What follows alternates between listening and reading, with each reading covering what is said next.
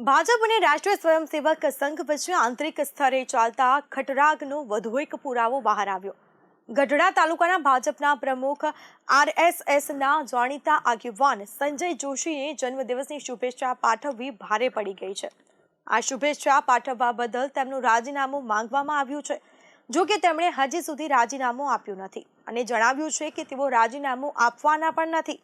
ગઢડા તાલુકાના ભાજપ પ્રમુખ પ્રકાશભાઈ સાકડિયાએ 6 એપ્રિલના રોજ આરએસએસના નેતા સંજય જોશીને શુભકામનાઓ પાઠવી અને તેમની આ શુભેચ્છા જાણે પક્ષને ગમી નથી અને આના પગલે જિલ્લા ભાજપ પ્રમુખ મયુર પટેલે પ્રકાશભાઈને તેમના હોદ્દા પરથી રાજીનામું આપવા જણાવ્યું અને આના પગલે ભાજપના કેટલાક કાર્યકરો ટીખણમાં એવું પણ કહે છે કે પ્રકાશભાઈએ સંજય જોશીને શુભકામના પાઠવતા પહેલા તેમના કોઈ જોશીને બતાવ્યું લાગતું નથી અને નહીં તો કદાચ તેમણે આ પગલું ભર્યું ન હોત। જો કે પ્રકાશભાઈએ તેમની વાત ન માનતા રાજીનામું આપવાનો ઇનકાર કર્યો છે અને આમ શિસ્તબદ્ધ કહેવાથી પાર્ટીની શિસ્તા લીરે લીરા ઉડી ગયા હોય તેવું લાગી રહ્યું છે। પ્રકાશભાઈનું કહેવું છે કે મેં કંઈ ખોટું કર્યું નથી તો હું શું કામ રાજીનામું આપું। સંજય જોશીને જન્મદિવસની શુભકામનાઓ આપવી તે કંઈ ગુનો નથી।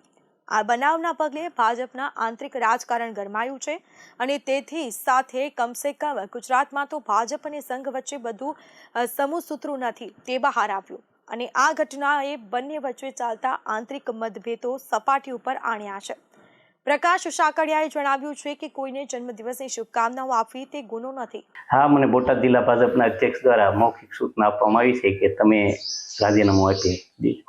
જિલ્લા અધ્યક્ષ સાથે વાત થઈ તો એને એવું કહ્યું કે સંજયભાઈ જોશીનો જે 6 એપ્રિલે જન્મદિવસ હતો એની એક મેં સોશિયલ મીડિયામાં ફેસબુક એકાઉન્ટમાં પોસ્ટ કરી હતી એના સંદર્ભે ના હજુ સુધી મેં રાજીનામું આપ્યું નથી। હવે નિર્ણયમાં પાર્ટી જે પ્રમાણે કહે એ પ્રમાણે પણ હજુ મેં રાજીનામું આપ્યું નથી અને મારો અંતરાત્મા એમ કહે છે મેં કોઈ એવું ખોટું કાર્ય કર્યું નથી, મારે રાજીનામું શા માટે આપવું। ના મૌખિક જ રૂબરૂ તે મૌખિક કંઈ નહીં। સંજયભાઈ તો મારા વર્ષો જૂના મિત્ર છે, પરિવારના સભ્ય જેમ અમે એકાબીજીને પરિચયમાં છીએ છેલ્લા 20-22 વર્ષથી।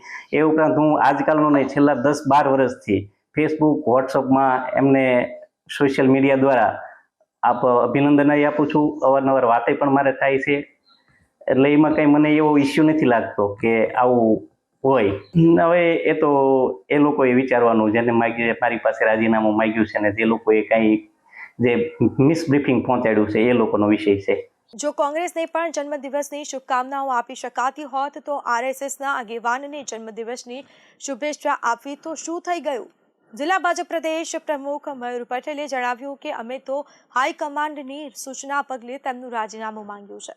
તેમણે ક્યાં શું કહ્યું તે મોકલ્યું તેની અમને ખબર પણ નથી અને તેથી હવે ગઢડામાં આગામી દિવસોમાં રાજકીય ગરમાગરમી જોવા મળી તે સુનિશ્ચિત થઈ ગયું। આ મામલાને લઈને બંનેમાંથી એક પણ પક્ષ નમતું જોખવા તૈયાર નથી।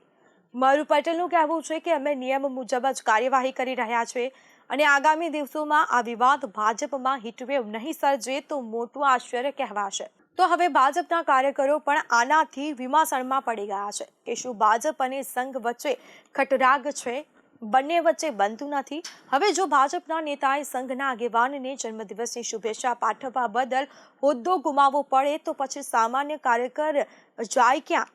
શું ભાજપનો કાર્યકર કોંગ્રેસના કાર્યકરને જન્મદિવસની શુભેચ્છા પાઠવી શકશે પણ આરએસએસના કાર્યકરની શુભેચ્છા નહીં પાઠવી શકે। આ બાબત ફક્ત સંજય જોશી સુધી જ મર્યાદિત છે કે પછી સંઘના બીજા નેતાઓ સુધી પણ છે। હવે જો ભાજપની નેતાગીરીનું આ પ્રકારનું વલણ હોય તો તેમણે પ્રદેશ નેતાગીરીની કમસે કમ સંઘના એવા આગેવાનોની યાદી આપી દેવી જોઈએ અને જેને ભાજપના જિલ્લા અને તાલુકા પ્રમુખોએ શુભેચ્છા પાઠવવાની નથી તો જ ભાજપના આગેવાનોને ખબર પડે કે અમારે આટલા લોકો સાથે રાજકીય સંબંધ રાખવાનો નથી।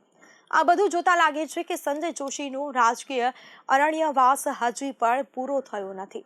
હવે સંજય જોશીને કોની સાથે ગજગ્રાહ હતો તે ભાજપમાં ટોચથી લઈને તળિયા સુધી લોકો જાણે છે પણ આજે ભાજપમાં આવેલા નવી પેઢીના કેટલાક લોકોને આ વાતની ખબર નથી જ્યારે કેટલાક લોકોને એમ છે કે દાયકાઓના પગલે આ વાત વિસરાઈ ગઈ હશે।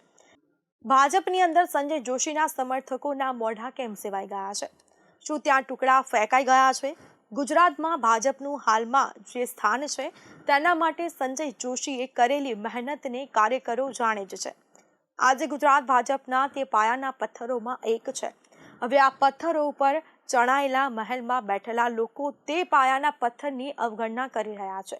તો હવે શું ગુજરાતના ભાજપના કાર્યકરોએ સંઘના કાર્યકરો સાથે કામ કરવું હોય તો તેના માટે પણ ઉપરથી સૂચન આવે ત્યારે કામ કરવાનું રહેશે, તે મોટો સવાલ. અને આ ગઢડા જેવા શહેરના પ્રમુખ સાથે આ રીતે થતું હોય તો આગામી દિવસોમાં હવે પક્ષમાંથી કેવા સૂચનો આવે છે તે પણ હવે જોવાનું રહ્યું. અને હવે આ વાત ફક્ત બોટાદ જિલ્લા સુધી જ મર્યાદિત છે કે આગામી દિવસોમાં તેનો વ્યાપ વધી શકે અને તેના ઉપર પણ બધાની નજર છે.